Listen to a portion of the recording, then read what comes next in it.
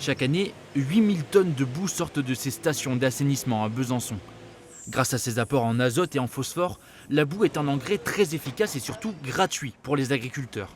Mais son utilisation pourrait bientôt disparaître des exploitations de la zone protégée Comté. Nous considérons qu'aujourd'hui, c'est la meilleure des solutions en termes environnementaux, c'est du circuit court. Ça évite d'amener un certain nombre d'engrais chimiques à l'intérieur de l'ensemble des terrains. Ça permet des économies pour les agriculteurs comme pour nous. Le fait d'abandonner cette filière nous semble un non-sens économique et un non-sens environnemental.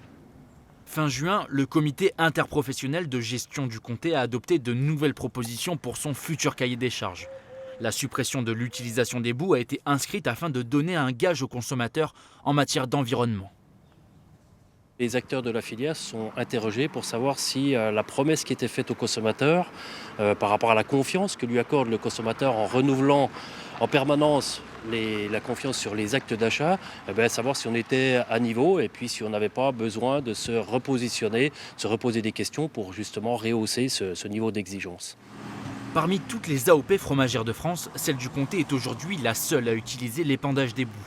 Le CIGC pointe du doigt d'éventuelles traces dangereuses de médicaments dans cet engrais, mais aucune étude scientifique n'existe à ce jour sur ce sujet. C'est du marketing. Alors je comprends qu'on puisse avoir une démarche marketing, mais il ne faut pas prendre en otage le Jura, le Doubs et l'Ain. Empêcher toutes les communes, les petites communes et les communes plus importantes d'épandre leur boue, ça va poser un vrai problème économique. Pour l'inscrire définitivement dans son cahier des charges, l'AOP Comté doit encore attendre l'accord de la Commission européenne.